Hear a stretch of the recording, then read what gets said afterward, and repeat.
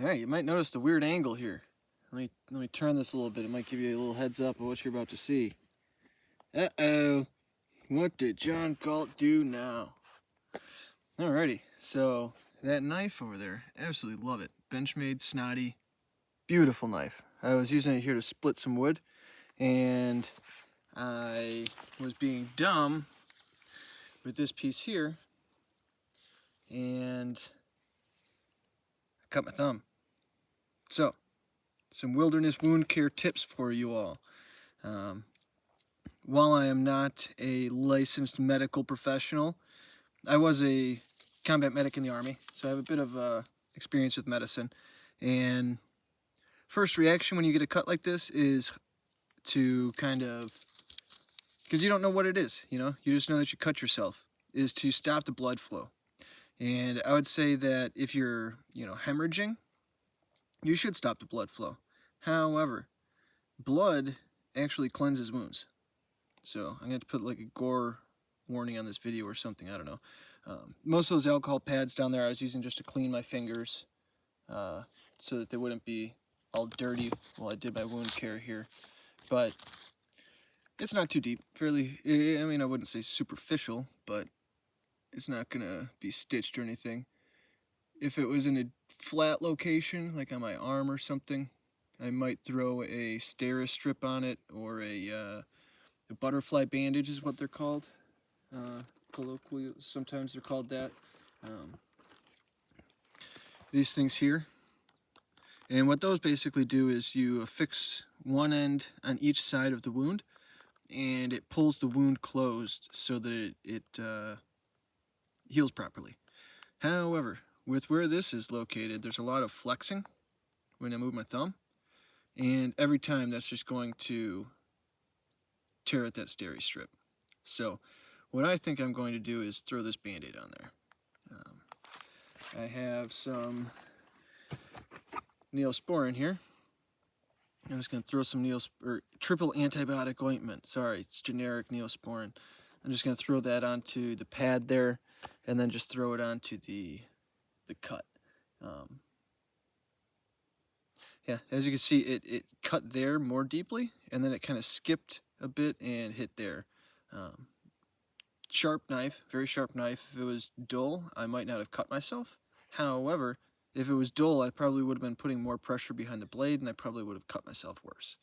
So it's never good to injure yourself out in the woods, And you can see a little bit better there how the damage that I did myself. I didn't hit anything major. I don't think I even made it through the dermis, or into the dermis, or that deep into it. But either way, there's not going to be a trip ender. But just know it's important to be careful and to just not overreact, So I'm just going to keep monitoring this. I'm going to throw some as I said, some triple antibiotic ointment onto the pad of the Band-Aid, wrap the Band-Aid around it. When you're cleaning a wound like this, you're going to want to debride, which is to remove the dead skin. So here it's a pretty good just slice. You can see it's almost like surgical precision. No, I'm just kidding. But here it was more of a skin. I think it's called an avulsion. It's been a little while since I was studying the medical textbooks. Laceration, avulsion. So this basically peeled a little bit of skin, and I just pulled it. You could use tweezers or whatever. I just wanted to, it's what I had handy, my fingers. And I just used most of those alcohol pads to clean my fingers here. Ideally, you would have some sterile, water to wash it with, and you would have a sponge to debride it with and all that stuff, like you would actually have if you were in a medical facility, combat support hospital or something like that. But without those, what you do is you just kind of try and get the wound as clean as you can. Most of what you're seeing there is just dried blood, not dirt. What I basically did is clean my fingers with the alcohol pads. These two tips here, just because I've been using those to open things, and then these three fingers more completely, just with the alcohol. You can see they're fairly clean compared to the rest of my hands. And then so you don't want to introduce more contamination into the wound. That's one of the key things with wound care, because like I said, bleeding cleans a wound. It's your body's mechanism to clean the wound. So, I mean, if you could squeeze a little bit of blood out of there, you may as well do it. You just don't want to be, if you had an alcohol pad, you wouldn't want to swipe, say, from the front of your finger back over the wound, because then you're dragging all of that bacteria and such over the wound. So you really want to be kind of careful and go around the edge of the wound with the alcohol prep pad. And then when you're actually in the wound, you want to be using a fresh pad.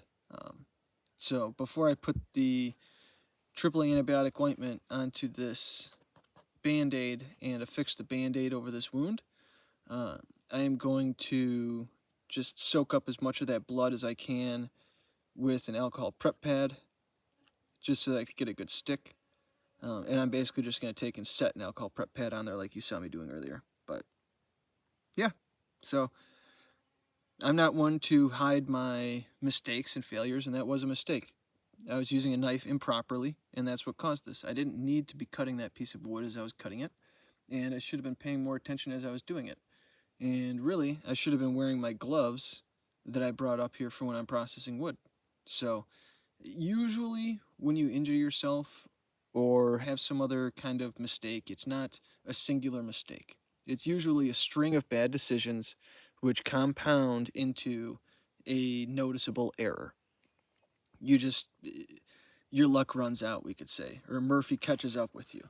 So with that said, I'm going to pop another alcohol pad on here. So after I put this bandage on here with this triple antibiotic ointment, or Neosporin. Let's just call it Neosporin and genericize the name Neosporin and make them go to court to keep their name. I'm just kidding. Some people out there will understand what I'm talking about. Same thing with Ziploc and Xerox and Google. Google actually, I think it was in Germany, they were going to put into the dictionary a word that basically meant to Google it. And Google actually went to court to keep that from happening because they didn't want their name to become generic. So, for instance, like Kleenex. Kleenex is, most people call it Kleenex, right? Really, it's Kleenex facial tissue. What you're referring to is a facial tissue. And these companies go to great lengths to ensure that their brand names are well known enough, you know, so that they can have that brand awareness, but they need to also ensure that their name does not become the generic reference to the product itself, because then they can actually lose rights to their name. I don't have a good example right now. I know that Xerox had some issues with that back in the day. I can't think of another. I'm pretty sure Kleenex did as well. Ziploc, I'm pretty sure did, but it's fairly common. So Neosporin, you better watch yourself. I'm just kidding. They have, I don't know what brand specifically owns them, but I'm sure that it is some or owns the trademark, but I'm sure that it is some multinational drug company that's more powerful than governments. So, and it likely spawned out of World War II. Nazis. Learn your history, folks. Learn your history. So, when you're using these bandages, right? I've never used these ones specifically. This is the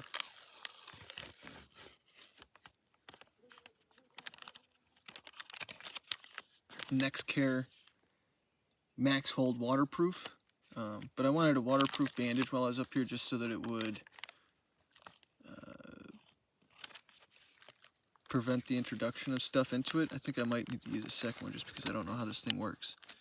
Never used a Band-Aid like this before. See, Band-Aid. That's another brand name that's at risk of losing its name due to, there's the edge there, due to just being a colloquial phrase. I'm actually kind of curious how Band-Aid gets around with it. I wonder what they put on their product. Band-Aid bandage.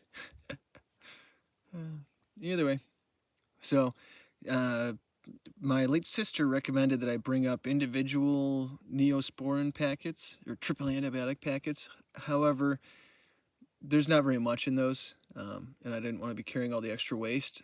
So in order to not spread infection through my triple antibiotic ointment, I actually just apply it directly to the pad here, because that pad is sterile. So as long as all I do is touch bandage pads to it, it should remain sterile. Or clean, I guess. It's not sterile as soon as the package is open, but for wilderness medicine, it's as good as it's gonna get. My buddy, I think I mentioned in other videos that last time I think I put way too much on there. Last time I was up here, a buddy of mine took a hatchet to his leg on the first night, and we didn't Neosporin it or anything like that. We just wrapped clean handkerchiefs on it each night, or changed them throughout the day, etc. And he would boil those handkerchiefs every evening, and he made it out without getting an infection. He was a trooper. He was a airborne intelligence. Good man. So I'm gonna pull this off here, and apply. Ooh, that's a little chilly. I think that I may need to put a bandage over the top of this. If I had more gauze with me, I only have a few pieces of Curlex or vacuum compressed rolled gauze. If I had more gauze with me, I may have just wrapped gauze around the finger. But a little overkill for this wound. Interesting bandage. I must say, I quite like it. Looks like I got the full wound covered. A little bit of the avulsion there isn't covered, but I'm not really too concerned about the healing of that avulsion. Avulsions aren't really too much of an issue. I'm more worried about the laceration. So, now that that is there,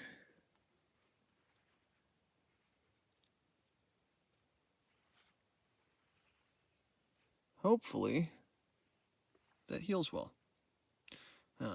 But as I was saying, so I put this, I got some Neosporin, some triple antibiotic ointment on my fingertips here. So tomorrow I will change this. I actually might change this before I go to bed, just because by then I'll have more clotting and it'll be easier to clean the wound with an alcohol pad. Get some of that dried blood off of there. But yeah, I did bring with what's called New Skin. Again, that's another brand name. I'm not sure how they get around that one. Liquid bandage, I think is what they call it. So here you go. Band-Aid brand adhesive bandages.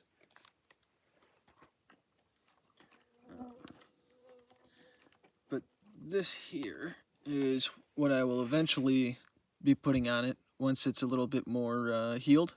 Medicated liquid bandage. So what this stuff is it's almost like super glue. A bit like super glue for a wound. And you just paint it over the top of it, and it seals the wound without having an actual bandage itself. So once it gets a little bit more healed, I'll throw that stuff on there. Yep, not too concerned. Could have been a lot worse. You know, Murphy keeps catching me, but God keeps thwarting him. So just gotta keep trusting in the Almighty and know that you'll make it through any lions that are thrown at you in this den that we call Earth. So with that, I'm gonna go ahead and get my stick stove lit so that I could boil my water and make my dinner. Get back to what I was doing. Ciao.